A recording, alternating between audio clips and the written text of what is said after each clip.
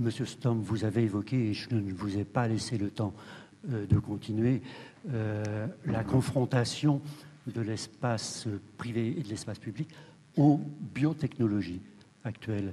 Et là, vous aviez commencé à faire une distinction entre la question du juste et la question du bien, en évoquant des limites du modèle libéral, mais on peut aussi évoquer les limites du modèle républicain à ce propos. Est-ce que vous voulez y revenir?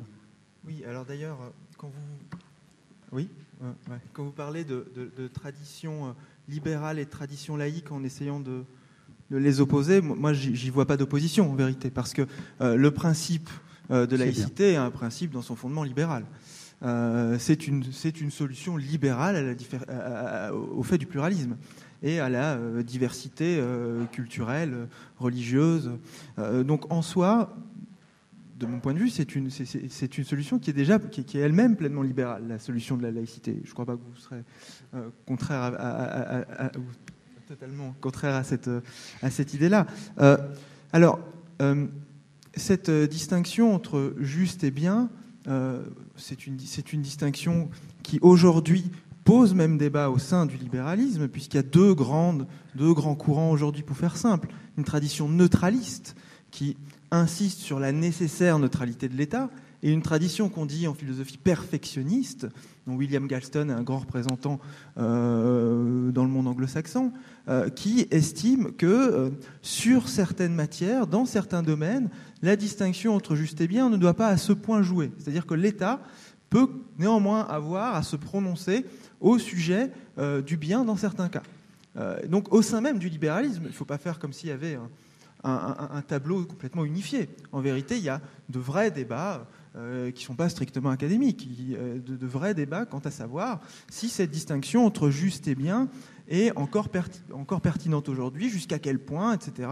Donc tout ça existe. Et John Rawls lui-même, déjà, dans ses textes, alors il est présenté comme étant, je l'ai fait moi-même, comme étant aujourd'hui l'un des successeurs de la solution de la liberté négative par défaut, avec son consensus par recoupement, John Rawls lui-même reconnaissait que certains problèmes aujourd'hui, de par leur nature, ne peuvent pas trouver de solution à partir de ce qui est la solution classico-libérale à l'égard de tout ça. Et la distinction entre juste et bien semble en soi-même non pas être remise en cause, mais poser problème, disons. Il y a des limites à ça, parce qu'on ne peut pas répondre à toutes ces questions que j'ai pu évoquer dans mon intervention sur la base de cette distinction. C'est-à-dire que pour régler tout ce qui a trait à l'équité sociale et à ces problèmes-là, la solution libérale suffit amplement. Et pour tout ce qui a trait à la question de la liberté individuelle également. Mais dès lors que ça trait à des questions très vitales, très existentielles, dès lors que ça touche la vie, on voit apparaître une véritable limite. Et là, il y a toute une série de solutions qui sont dessinées. J'ai évoqué Habermas, qui estime, par exemple, c'est un grand débat très actuel aujourd'hui, qui estime qu'il faut réintroduire les religions dans l'espace public au sens où, non pas au sens où ils ont le droit de s'exprimer publiquement, c'est pas ça que ça veut dire.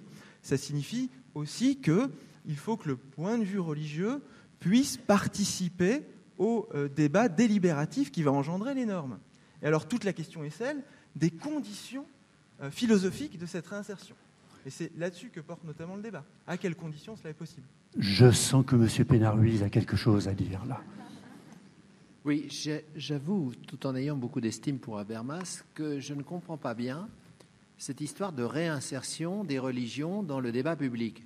Parce que qui dit réinsertion suppose qu'elles en ont été évacuées.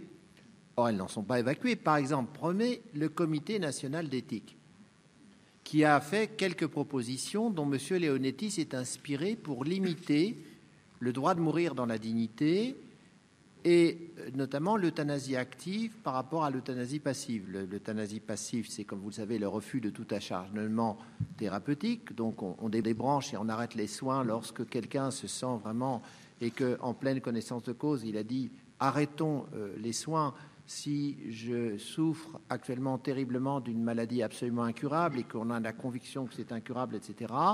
Je ne souhaite pas qu'on continue à me soigner. c'est en pure perte, ça prolonge mes souffrances et je risque de perdre ma dignité d'être vivant. C'est presque la théorie des stoïciens du suicide rationnel. Dès que je sens que je ne suis plus en mesure de maîtriser mes représentations, je sors de la vie. Le débat actuel sur l'euthanasie active, c'est-à-dire avec l'administration de substances qui provoquent une sédation profonde, débouchant sur l'interruption de la vie. Ce débat est pris à bras-le-corps par l'Église catholique, vent debout contre l'euthanasie active, voire contre l'euthanasie passive. Mais je pense que Habermas ne devrait pas dire qu'il faut réintégrer les religions dans l'espace public. Elles n'en sont pas jetées, elles sont même très représentées. Je me demande même si elles ne sont pas surreprésentées dans les commissions européennes qui débattent de ces questions. Puisque dans les autres pays d'Europe, les pays non laïques, la religion jouit encore d'un statut de droit public, alors que l'humanisme athée jouit d'un statut, si j'ose dire, de droit privé. Il existe une forme de discrimination qui consiste à dire que les religions devraient jouir d'un statut de droit public, avec une reconnaissance, comme par exemple dans cette survivance totalement anachronique qu'est le régime concordataire en Alsace-Moselle, où l'on continue à financer les salaires des prêtres, des rabbins et des pasteurs, 80 millions d'euros par an. Je m'étonne d'ailleurs que notre président de la République n'ait pas repéré cette niche fiscale dans son projet d'économie. Mais enfin, s'il s'agit, selon Habermas, de permettre aux religions de jouir d'un statut de droit public, alors que l'humanisme athée et l'humanisme agnostique seraient confinés dans la sphère privée, ça s'appelle une discrimination. Si l'expression d'une conviction spirituelle, celle de Camus ou de Sartre par exemple, doit rester confinée dans l'espace privé, alors que l'expression de la conviction spirituelle de Mère Teresa ou de l'abbé Pierre doit rester de droit public, on crée une discrimination. Moi, je pense qu'il faut dire simplement que s'il y a un comité national d'éthique, toutes les familles spirituelles doivent y être représentées à stricte égalité et avec le même statut juridique. On ne reconnaît pas l'humanisme athée ou maçonnique aujourd'hui comme étant d'intérêt général. Pourquoi reconnaîtront la religion comme étant d'intérêt général? La religion n'est pas un service public. Donc, et l'humanisme athée non plus. Donc, je ne comprends pas bien ce que raconte Habermas sur ce plan. Je ne vois pas en quoi il faudrait donner plus de droits encore aux religions dans la représentation publique. Je crois qu'il faut rappeler que, effectivement, le cardinal Lustiger avait le droit de dire qu'il était hostile effectivement à la pilule du lendemain, comme encore aujourd'hui des catholiques peuvent dire qu'ils sont tout à fait hostiles à l'interruption volontaire de grossesse et donc à la loi de Simone Veil de 1975.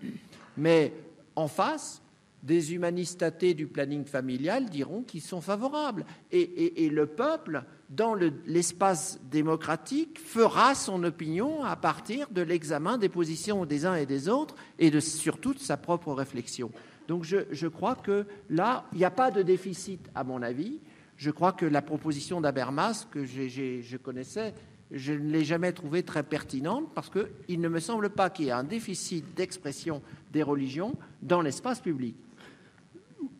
Malgré votre accord libéral profond, et je m'en félicite quand même, je sens murmurer non, pas du tout, Florent. Je croyais faire une balance juste. Est-ce que vous voulez répondre ou je pose une autre question? Non, juste un mot, mais juste un petit mot simplement sur la question du juste et du bien et sur la limite de ces distinctions entre le juste et le bien. C'est-à-dire que cette distinction, elle a sa vertu. Elle consiste à dire quand même que nous pouvons nous mettre d'accord sur des principes de justice à l'issue, peu importe, d'une délibération, d'une procédure, enfin peu importe, mais on peut se mettre d'accord tout en tenant à l'écart des conceptions du bien qui peuvent être particulières, de l'ordre du privé, et sur lesquelles nous peinerons justement à nous mettre d'accord. Bon, la limite de cette distinction, c'est qu'on le voit bien, c'est que la politique qui prend en charge justement le juste, c'est-à-dire cette politique organisée à partir du juste sur lequel nous pouvons nous mettre d'accord, nous voyons bien qu'elle ne peut pas couvrir l'intégralité de ce à quoi la politique a affaire. Et donc il va falloir qu'on se mette d'accord quand même aussi sur des valeurs communes. Donc quelque chose qui est plus du côté du bien que du juste, justement. Et là, on touche un point extrêmement précis, mais c'est un point qui, j'ai envie de dire, c'est une difficulté qui tient même au fait de vivre en communauté politique. Je crois que nous ne savons pas encore, alors il y a des tentatives du côté d'Habermas, du côté de Rawls, il y en a eu d'autres, et il y a d'autres tentatives, de mettre en place ce qui pourrait être une délibération sur des valeurs communes. C'est-à-dire comment on pourrait se mettre d'accord sur des valeurs communes, et nous voyons bien que nous avons besoin de cela pour un certain nombre de choix que tu as bien énoncés, donc sur lesquels nous ne pourrons pas trancher simplement par des questions de procédure. Mais j'ajoute, parce que c'est toujours c'est un exemple qui est pris que prend tout le temps Castoriadis, il dit toujours, mais même quand on dit on va régler par la procédure les questions budgétaires, on va dire, ben voilà, une question budgétaire, ça, après tout, ça pourrait être une question de pure procédure. Ben là aussi, dans un budget, on sait bien qu'il y a des valeurs, une tonne de valeurs qui sont ici impliquées et qui permettent précisément de faire les choix budgétaires qu'on fait.